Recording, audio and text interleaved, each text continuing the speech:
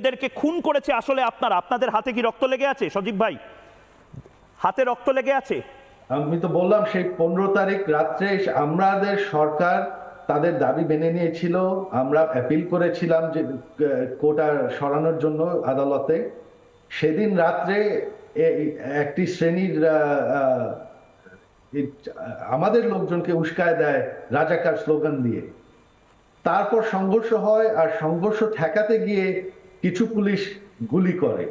এটা কিন্তু সরকারের কোনো হুকুম ছিল না, এটা শেখ হাসিনার হুকুম ছিল না।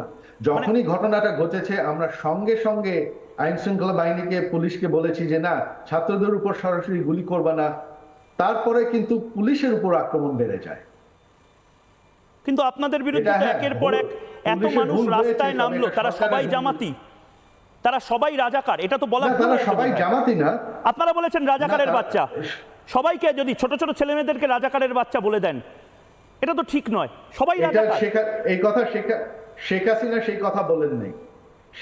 তিনি যা বলেছেন এটা ভুল বলা হচ্ছে। তিনি কাউকে রাজাকার ডাকেন না।